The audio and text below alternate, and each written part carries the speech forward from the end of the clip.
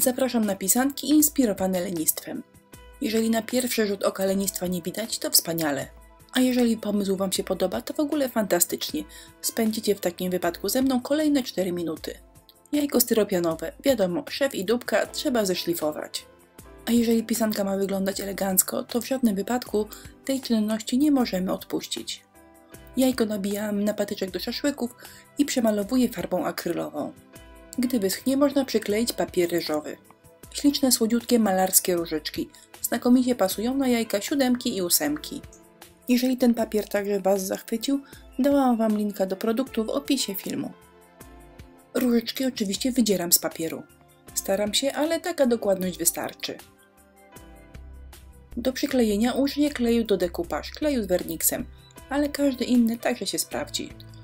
Na każdym jajeczku robię inny układ kwiatów. Wydaje mi się, że zestawy, w których wszystkie jajka nie wyglądają identycznie, są fajniejsze. Papier ryżowy jest cierpliwy, znosi odklejanie i przyklejanie. A jeżeli coś nam we wzorze nie pasuje, to pamiętajcie, że można różyczki porozrywać i pouzupełniać braki. Różyczki miały być błyszczące, ale cała reszta jajka nie. Więc na tym etapie po wyschnięciu kleju zastosowałam błyszczący lakier.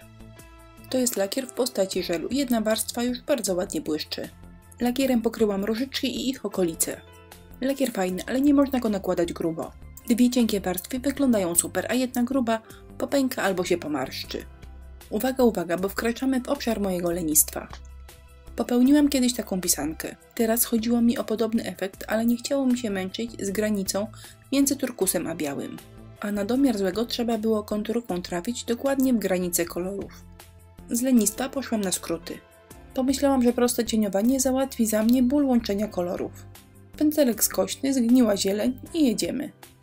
Kilka jajek przemalowałam zgniłą zielenią, a kilka wiosenną. Cieniowanie najprostsze na świecie. A ku mojej nieskrywanej leniwej radości nie trzeba tego robić dokładnie, bo za chwilę wszystko zamaluję konturówką. Nie wiem, czy odkryłam Amerykę, pewnie nie i ktoś przede mną tak zrobił. Na szczęście tego nie widziałam i powiedzmy, że jest to mój malutki, leniwy sukces. Końcówki jajek zamalowałam na zielono i niech sobie pisaneczka czeka na wykończenie konturówką. Kilka jajek przemalowałam wiosenną zielenią. Jak wspominałam, każdy wzór jest inny. Jeżeli farba po wyschnięciu nie jest matowa, warto ją przemalować lakierem akrylowym matowym.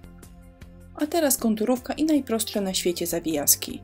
Jeżeli się przyjrzycie, to wzór polega na malowaniu rozciągniętej literki S. Potem domalowuję do niej kilka gałązek i wzorek gotowy. Zostawię Was chwilę z moimi wzorkami, a sama przejdę do zupełnie innego tematu. A teraz krótko o życiu, czyli hurtowa odpowiedź na pytania, które często powtarzają się w mailach. Przysyłacie mi zdjęcia swoich pierwszych prac, a równocześnie piszecie, że nie są wystarczająco ładne i na pewno nie będą się wszystkim podobać. Ale hello, Wasza praca to przecież nie jest zupa pomidorowa, żeby się każdemu podobała. To po pierwsze, a po drugie, to nie nasz problem, że się komuś nasza praca nie podoba. No cóż, może ma zły gust. Przyjmujemy krytykę i owszem, ale ze współczuciem. No chyba, że krytyka jest konstruktywna. Jeżeli Bożenka mówi, że lakierowanie patyny nie jest wskazane, bo to źle wygląda, to po prostu ma rację. Wróćmy do jajeczek. Zawijaski są gotowe i już wyschły. Możemy się zająć upiększaniem. To są zakończenia biżuteryjne do jajek i bombek. Srebrne oczywiście nie pasują, ale to żaden problem. Będą pasowały fantastycznie, gdy konturówki użyjemy jak farby. Wyschły i wyglądają dobrze, ale dodałam jeszcze odrobinę zieleni, żeby je postarzyć. Ostatnim elementem jest połączenie wszystkiego w jedną piękną całość. Na jednym końcu umieściłam szpileczkę z perełką i koralik, a na drugim końcówkę biżuteryjną i wstążeczkę. A jak coś się kiwa, to przyklejam klejem na gorąco. Jajeczka są gotowe, praca nad nimi zabrała mi jedno popołudnie. Na zdjęciach widzicie 3, ale tak naprawdę zrobiłam ich dużo więcej. Jak widzieliście, na papierze ryżowym różyczek jest mnóstwo, więc można szaleć. Jeżeli pomysł Wam się podoba, zapraszamy do naszego sklepu. Mamy tam wszystkie potrzebne drobiazgi. Adres sklepu na dole strony, a listę artykułów i linki zamieściłam w opisie filmu. Pozdrawiam cieplutko, wesołych świąt!